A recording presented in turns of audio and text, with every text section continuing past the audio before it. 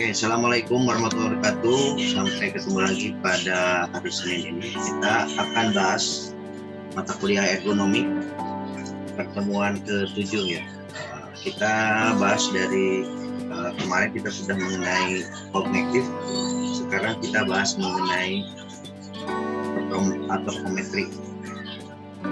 Kita langsung ke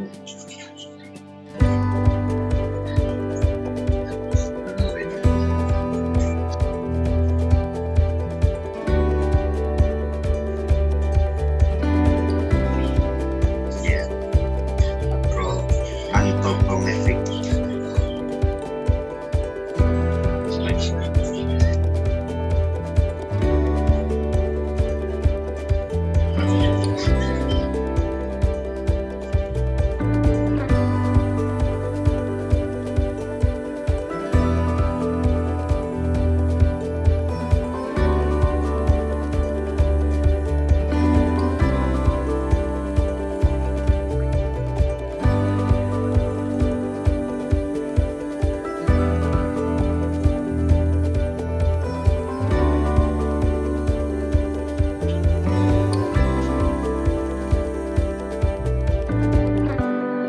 Kita mengenai bahas antropometri. Apa yang dimaksud dengan antropometri adalah semacam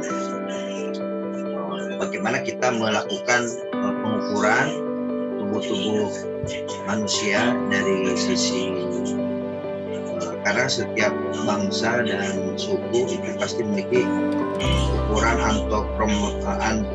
antropometri yang berbeda-beda. Ya, kalau misalnya orang bule dengan orang kita pasti beda.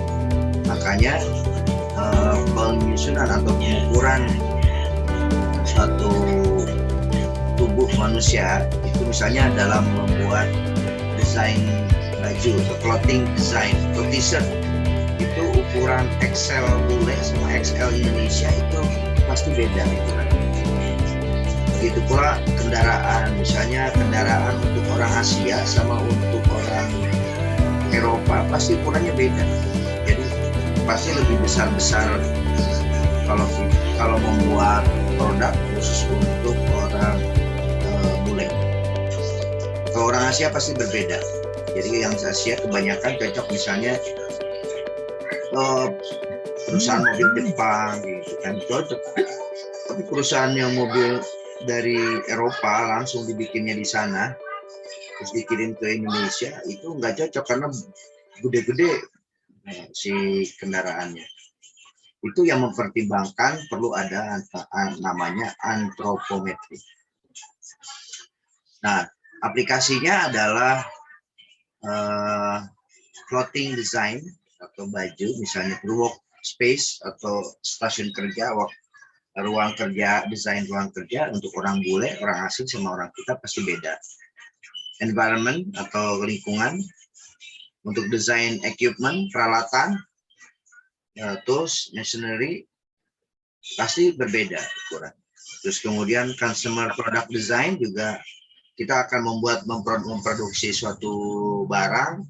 Nah, harus ditegaskan dulu produknya untuk siapa nih, orang Asia, orang bule gitu kan, itu pasti harus diukur sedemikian rupa. Nah, kemudian untuk perlu ada peralatan dan pengukuran di mana antropometri dapat mengukur sampai ke belakang sudut dan lipatan-lipatan, spreading clippers, tape yang diletakkan pada badan, memakan waktu. Ini adalah perlu adanya peralatan dan pengukuran. Nah, menurut Moran teknik itu pengukuran bisa dilakukan tidak langsung pada tubuh, ya, tapi bisa melakukan misalnya video perbandingan dan lain-lain. Fotografi Heron dan juga dari Bagsman dapat menyimpan data dan melihat 3 dimensi tapi cara ini mahal, jadi untuk menyimpan data, jadi semua data misalnya untuk orang Indonesia kita ukur sedemikian rupa, berapa banyak, berapa kali sampel, misalnya kita ngambil kalau nggak salah Ini harus bisa di atas 100 orang baru kita sampel. Tapi sebenarnya di bawah itu juga bisa. Misal kita mau mengukur antropometri mahasiswa Untag, misalnya ngambil beberapa contoh sampling dari semester 1, semester 2, semester 3, atau misalnya tingkat 1, tingkat 2, tingkat 3, kita ukur semua, baru kita buat semacam rata-ratanya, kira-kira berapa sebenarnya antropometri dari tubuh mahasiswa. Kemudian dengan manikin atau 2 atau 3 dimensi, model-model komputerisasi itu juga dilakukan dengan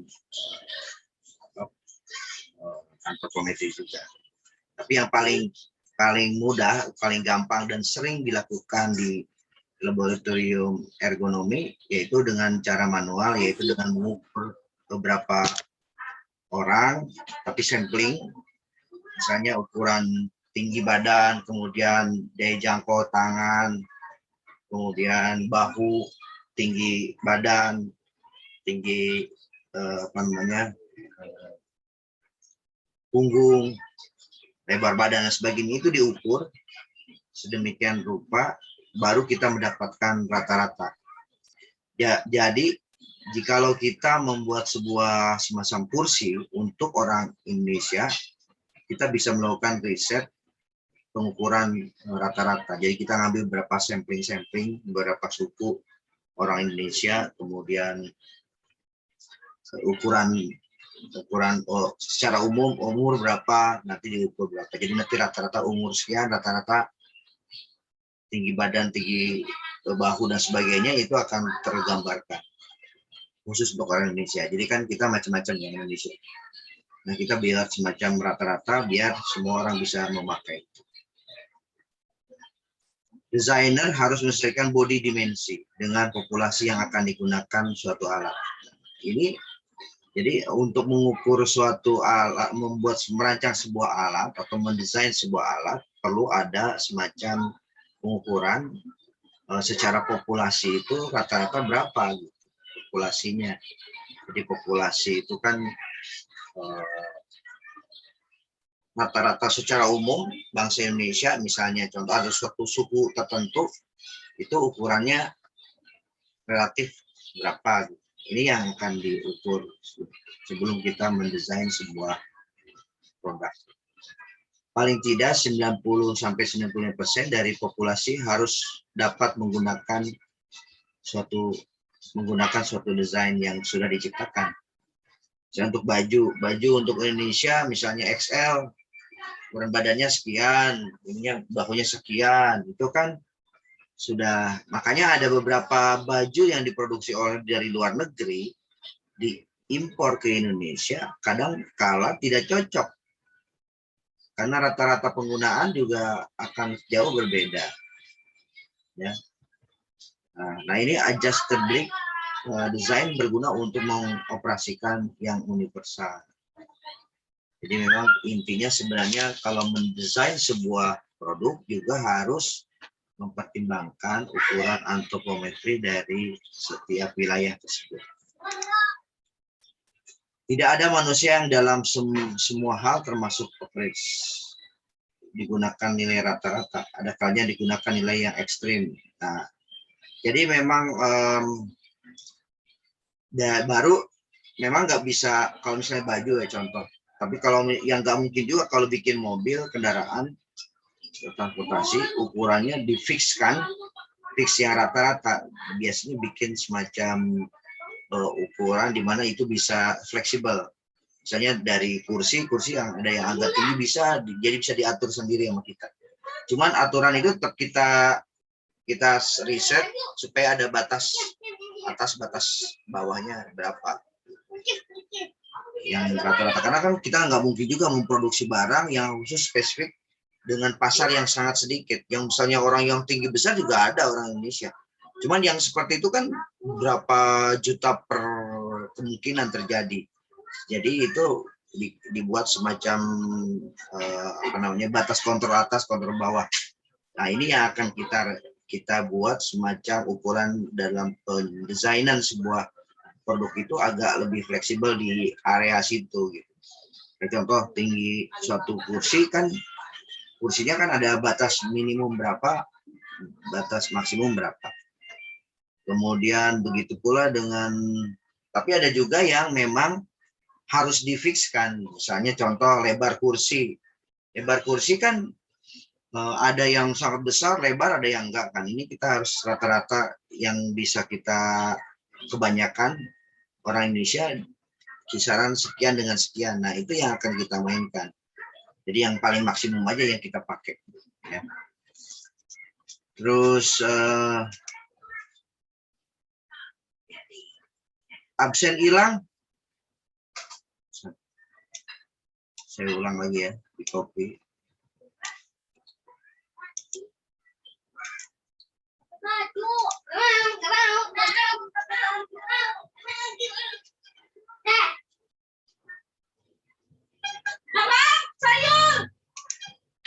Nah, terus kemudian jadi bisa juga kita buat, tapi bisa juga kalau mau buat yang memang lebih ekstrim, ya ekstrim yang paling tinggi gitu, atau yang ekstrim yang paling bawah. Tapi secara industri agak susah. Jadi harganya kalau industri berarti harus dia memang spesifik. Ya. Contoh misalnya dulu pernah saya buat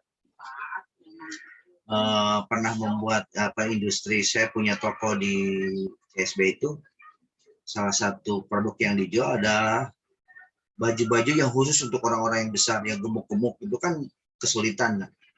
Nah, itu adalah sebuah peluang sehingga saya ngambil produk spesifik khusus yang besar-besar itu yang akan kita pakai. Jadi kaos yang besar-besar yang kita jual. Jadi harganya juga akan pasti spesifik lebih mahal dibanding harga yang biasa. Terus faktor-faktor yang pengaruhi itu mengenai antropometri bisa juga karena usia. Jadi pria 10% masih tumbuh setelah usia 21 tahun.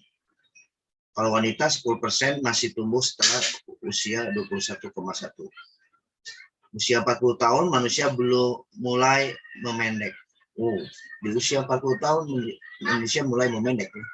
Wanita yang memendek lebih banyak dibandingkan dengan pria. Kemudian jenis kelamin, pria pada umumnya mempunyai ukuran yang lebih besar dari wanita, kecuali untuk pinggul dan paha. Ya. Kemudian posisi tubuh, ada orang-orang yang tidak tegap, perbedaan sampai 2 cm. Kemudian bahan pakaian harus dipertimbangkan. Pakaian tebal mempengaruhi pada working space. Ini dalam konteks pakaian perlu ada satu harus dipertimbangkan. Kerjanya untuk apa dulu nih? Untuk olahraga, untuk di kantor, atau untuk di lapangan. Itu juga kalau terlalu ketat juga tidak bagus. Karena kalau dia kerja itu akan mempengaruhi cara dia kerja. Kemudian kategori struktur dimension atau static antropometri itu data diambil dalam berbagai posisi standar dan diam. Nah, kalau ini dimensi artinya kita ingin mengambil dimensi orang antropometri itu biasanya ngambil dalam keadaan yang diam atau statik. Jadi kita ukur kalau duduk bagaimana diukur, kalau berdiri bagaimana gitu. Nah, tetapi ada juga dalam function dimensinya di dynamic antropometri, artinya mengukur sesuatu yang sedang berjalan atau tidak diam. Itu misalnya data diambil dalam berbagai posisi kerja, misalnya kalau misalnya posisinya X kemudian mau ngambil barang itu butuh waktu, condongnya berapa, mengambil satu barang akan ada ukuran-ukuran tertentu dari kecepatan, waktu dan sebagainya. Oke, kemudian untuk memperoleh kursi roda itu jenis handicapnya, misalnya kondisi yang membuat seseorang menggunakan kursi roda seperti apa, itu misalnya dari kalau cacat seperti apa. Kemudian eye level orang handicap berbeda, yaitu 40 cm lebih rendah dari orang yang berdiri. di eye level, jadi sudut pandang ya. Kemudian pengguna terperangkap dalam lingkungan yang sempit tetapi menggunakan ruang yang banyak. Nah, ini yang penggunaan terperangkap dalam lingkungan yang sempit. Nah, ini perlu dipertimbangkan dalam merancang sebuah bangunan. Misalnya kita membuat WC atau kamar mandi. Kalau kamar mandinya kadang-kadang kalau ketemu kamar mandi yang salah naruh WC-nya itu kan nggak bisa masuk, orang yang gede-gede gitu nggak bisa masuk. Nah, ini harus mempertimbangkan hal itu. Kemudian pertimbangan untuk hamil juga. Yang hamil suka dapat melakukan aktivitas tertentu. Ya, makin tua kehamilan makin sukar membungkuk. Nah, ini perlu dipertimbangkan. Terus kemudian, nah sekarang ada hubungannya antara manusia dengan mesin, sistem. Secara komunikasi dengan mereka seperti apa?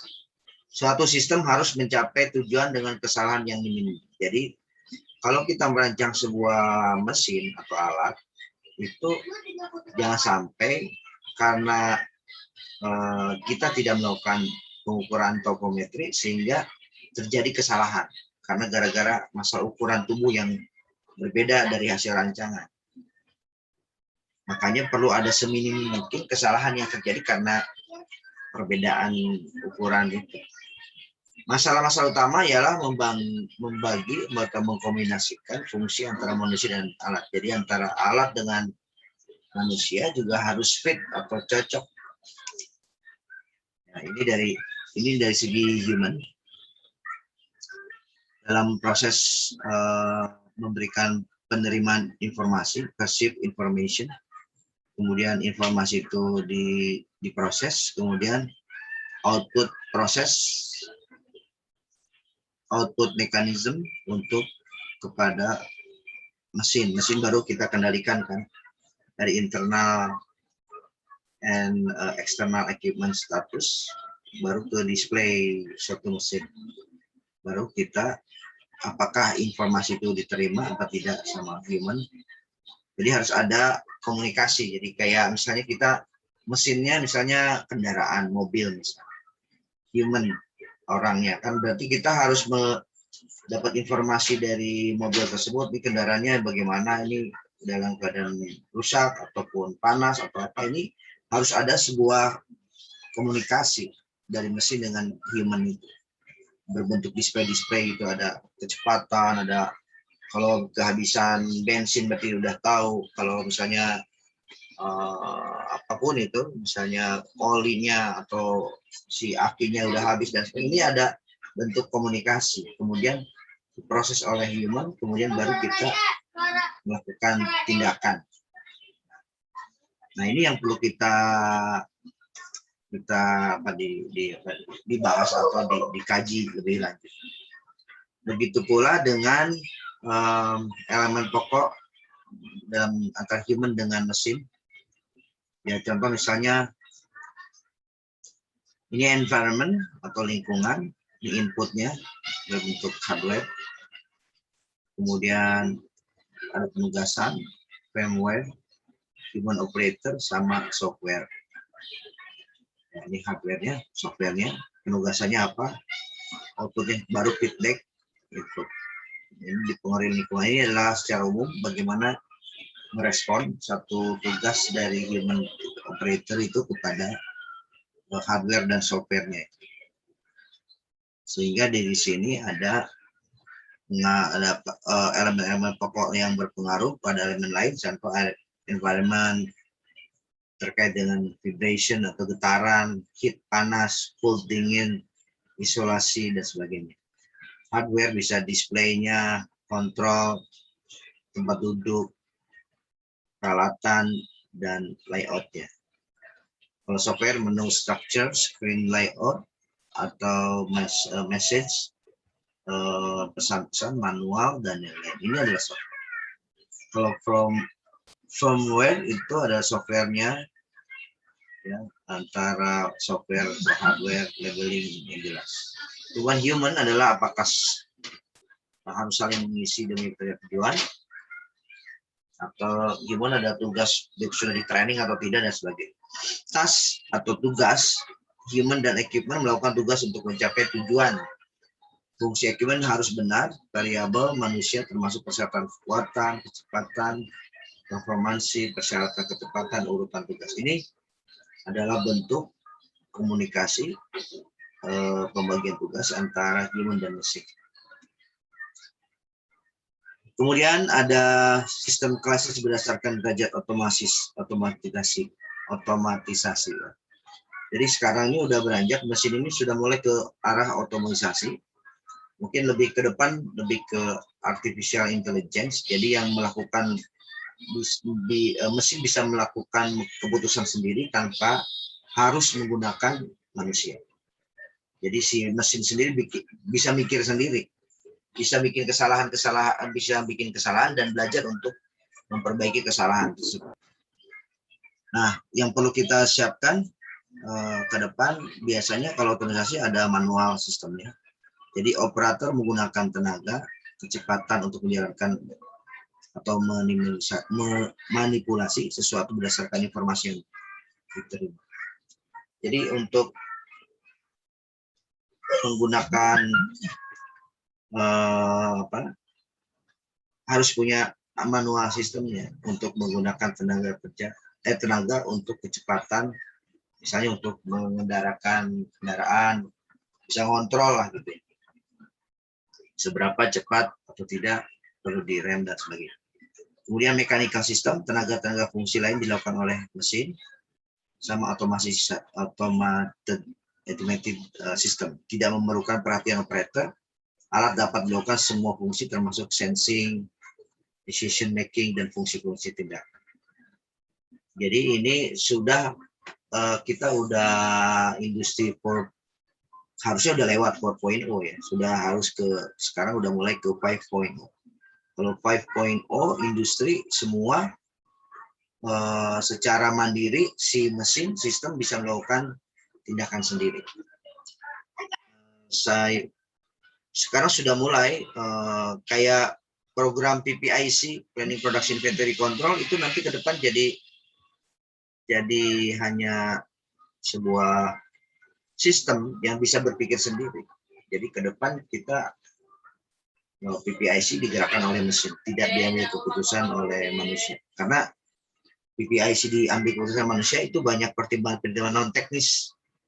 Karena ada tekanan dari bosnya, dari apa segala macam, penjadwalan jadi bisa berubah berdasarkan pesanan. Nah, kemudian requirement and function analysis. Jadi tiap sistem didesain dengan tujuan tertentu, dan sistem dapat dibentuk sejumlah persyaratan. Seperti tadi bahwa sistem ini tergantung siapa yang melakukan, siapa yang membuat sistemnya.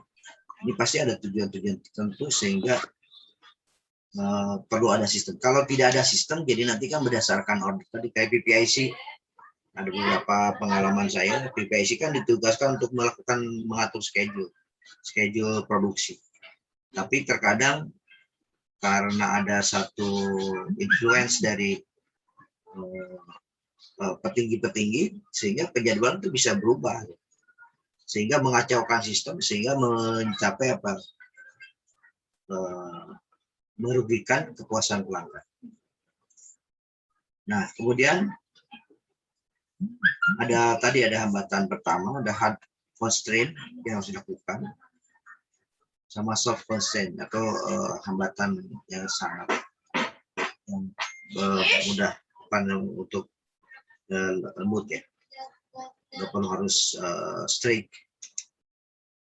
Kemudian fungsi alokasi, bila persyaratan keterbatasan sistem sudah ditentukan dengan dilakukan analisis untuk menentukan fungsi mana yang dibutuhkan, fungsi alokasi dengan pencatatan. Nah ini perlu ada, nanti larinya ke bisa lokasi di mana yang harus dilakukan fungsi-fungsi yang tepat, parameternya dan sebagainya. Ini bisa memberikan informasi kepada setiap operator. Jadi nanti tergantung fungsinya apa, si mesin bisa dilakukan fungsinya masing-masing mesin. Ini contingency analisis dilakukan terhadap situasi yang tidak rutin atau timbul karena situasi yang tidak diduga dengan berhubungan dengan pelaksanaan tugas dan fungsinya. Jadi kita bisa, nah ini perlu ada satu analisa resiko dari setiap mesin tersebut. Analisis dari setiap mesin tersebut, kalau A mau terjadi apa, nanti apa yang kita lakukan. Nah itu perlu dianalisa hubungan antara orang dengan mesin. Ini bisa menjadi satu bahan skripsi kalian nanti ke depan. Kalau misalnya ada satu mesin, analisa risikonya seperti apa. Sehingga perlu ada apa, harus maintenance kah, harus ada tindakan apa, merancang produk apa, itu dari dianalisa berdasarkan analisa risiko terlebih dahulu. Apalagi terkait dengan analisa kecelakaan. Nah, memang ada dua kekuatan yang berbeda antara kekuatan manusia dan kekuatan mesin. Kalau mesin mah berarti harus terprogram dulu, jadi jauh-jauh hari. Tapi kalau manusia bisa melakukan satu secara mendadak bisa, ya, melakukan solusi hari itu. Tapi kalau kekuatan mesin kan dia memang konsisten ya. Tapi kalau manusia kelemahannya nggak bisa konsisten karena ada pengaruh yang lain-lain sehingga nggak mungkin bisa konsisten. Bisa ada learning curve-nya dan sebagainya. Sangat human. Kemudian task analysis atau analisa tugas merupakan bagian dari human and machine system design antara analisa subfunction untuk basic building blocks dan tugas-tugas lain. Tinggal kita sebenarnya task analysis ini kita menganalisa setiap mesin-mesin ini apa fungsi dan tugasnya. Nah, kalau misalnya ada fungsi tugas yang memang ada yang kosong, blank, bisa kita isi dari segi manusia.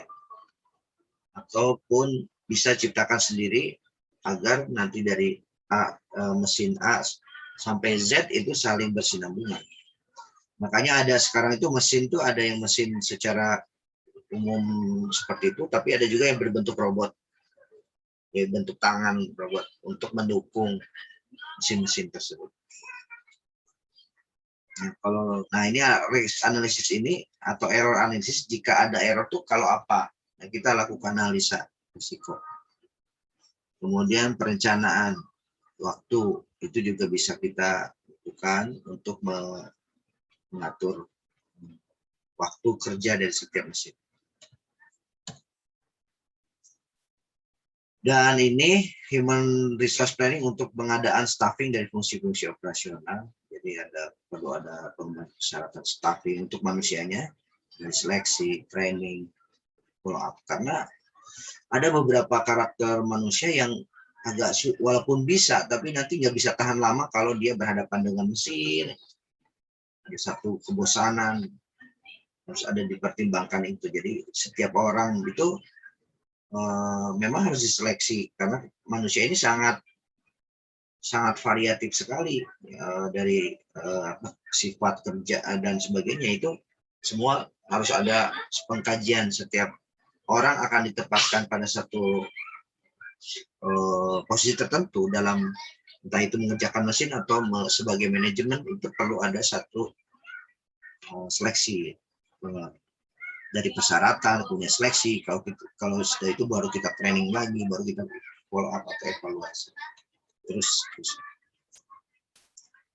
Nah, kemudian mendesain work area, yaitu ada area kerja. Tujuan utama agar pekerja dapat bekerja dengan peralatan, mesin, panel-panel secara efektif tanpa adanya hazard kesehatan, tanpa ada kemungkinan bahaya kesehatan dan keselamatan.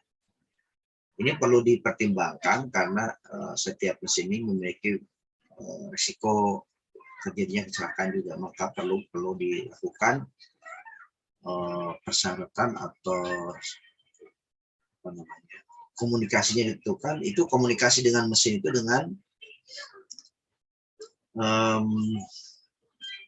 apa namanya, satu alat yang bisa berkomunikasi. Jadi ada komunikasinya, panel-panel, ini mesin ini sudah sampai berapa derajat dan sebagainya, itu kita ciptakan, dirancang untuk berkomunikasi dengan manusia. Dapat berupa suatu workstation ataupun suatu control room yang dimana dilakukan monitoring atau pengawasan. Jadi dalam suatu mesin, suatu industri itu perlu ada control system, semacam ada ruangan khusus untuk mengendalikan semua mesin. Kalau semua terkontrol dengan baik akan lebih, karena terkait dengan keamanan juga. Jadi ada satu ruangan khusus untuk bisa mengendalikan, tapi bisa lihat pabriknya. Kemudian selalu ada trade-off, jadi ada berhentinya. Prinsip-prinsip dasar yaitu mempertimbangkan prinsip fungsi baik manusia dan peralatan, kemudian membuat display, kontrol, alat, dan sebagainya, persyaratan pendengaran, gerak dari anggota tubuh, persyaratan memanipulasi, dan sebagainya. Ini adalah lebih kepada perancangan desain kerja.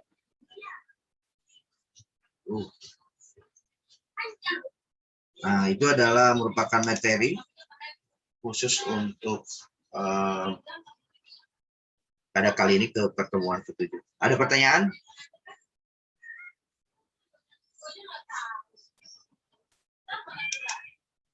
Halo? Ada, Pak. Apa? Itu kan tadi jadwal akan berubah ketika atasan gitu mengubahnya ya, Pak. Nah, kalau misalkan dari mesin sendiri mengubahnya, misalkan conveyor error gitu, gimana Pak itu solusinya? Kalau conveyor error kan gini, biasanya ada yang disebut dengan andon. Kalau atau apalah, andon itu semacam lampu yang kalau misalnya ada masalah, si operator akan menekan supaya dia berhenti gitu. Biasanya kalau ada masalah, si proses lini itu akan berhenti dulu, kemudian melakukan pengkajian langsung ke bawah, atau disebut dengan genba. Ya langsung genba ya. Nah, itu langsung ke lapangan untuk meng-cross check kekurangannya. Nah, larinya ke jadwal itu biasanya walaupun misalnya dijadwalkan sehari ini 100 misalnya, ternyata ada hambatan atau dan sebagainya. Jadi pada saat the end of the day itu baru tercapai 80, itu 20-nya itu biasanya dibebankan untuk besok. Jadi mereka harus mengerjakan 120 gitu. Jadi dari segi penjadwalan ya kalau dari PPIC, ataupun kalau enggak 20 itu dibebankan rata ke hari-hari berikutnya supaya nanti bebannya akan pada saat sesuai dengan jadwal harus selesai, jumlah produk juga akan selesai. Tapi ada pertimbangan lain, yaitu dengan kalaupun nanti nggak bisa, itu bisa dilakukan perencanaan lembur. Karena ada satu masalah sehingga terjadi penjadwalannya perubahan jadwal tapi perubahan jadwal itu tersistematisasi ya. Jadi kalau if gini, maka melakukan apa? Jadwalnya harus bagaimana?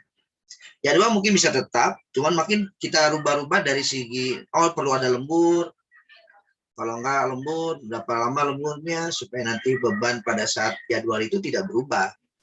Jadwalnya diusahakan memang tidak berubah, cuman kalau fatal-fatal banget bisa 2 hari sehingga terjadi breakdown dari mesin atau sistem industri, itu perlu di reschedule. Tetapi biasanya antisipasinya si orang marketing dalam menjanjikan suatu produk kepada pihak lain itu biasanya sudah ditambahkan waktu kontingensi. Jadi yang kira-kira terjadi suatu masalah misalnya dilebihkan 2 hari atau 3 hari gitu.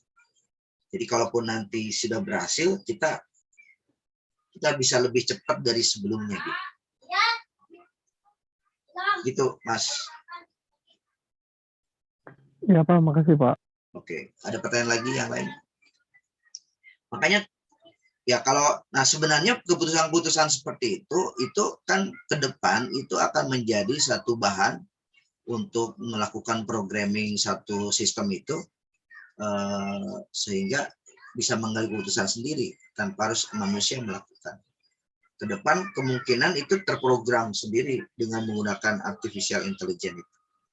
Jadi PPIC ke depan kemungkinan bidangnya bisa bergabung dengan orang produksi. Jadi orang produksi langsung dikerjakan pakai sistem sendiri, jalan sendiri, keputusan sendiri. Tapi ini saya belum lihat arahnya. Sudah ada yang melakukan seperti itu. Ada yang sudah mulai mendekati kayak Toyota Production itu. Perusahaan-perusahaan pabrik Toyota sudah menggunakan ke arah sana, menggunakan IoT tersebut. Jadi pengendalian melalui jarak jauh, menggunakan internet. Semua mesin terhubung dengan internet. Internet yang akan mengendalikan satu departemen di produksi. Oke, ada pertanyaan lagi yang lain?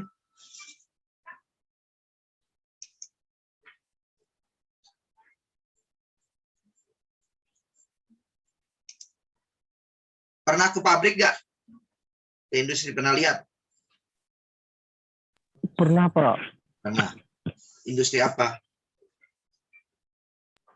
Kebetulan saya pernah bekerja dulu, Pak, di Aksa Daihatsu. Oh, Daihatsu. Daihatsu Iya, Pak.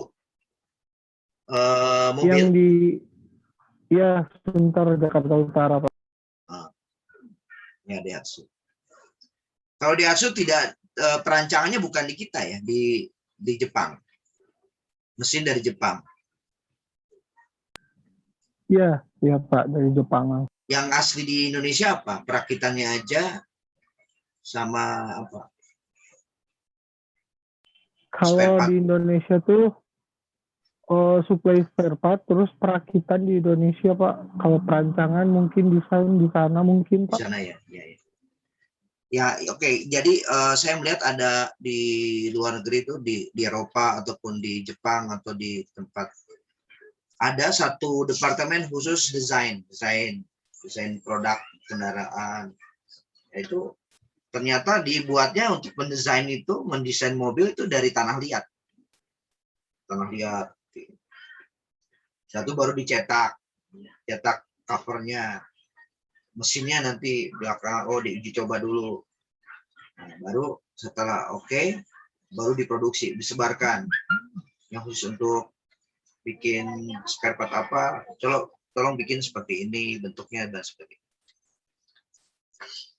Saya sih pengennya di Untag gitu kita punya juga ada studio desain produk khusus untuk otomotif. Sangat menarik menurut saya tuh. Untuk desain, sebenarnya di Indonesia ada khusus untuk desain produk. Fokus jurusan desain produk. Jadi campuran orang seni sama orang industri. Tidak hanya untuk kendaraan otomotif, bisa juga untuk motor, untuk yang lain lah. Banyak. Termasuk sebenarnya kalau kebetulan saya di Malaysia itu di MIDI, itu Malaysian Intelli Design Institute. Jadi ada tugas, jadi salah satu jurusan utamanya adalah mendesain, baik itu desain produk tidak hanya otomotif, tapi produk kursi produk apa, termasuk produk sistem dan lain-lain. Oke, ada yang lain?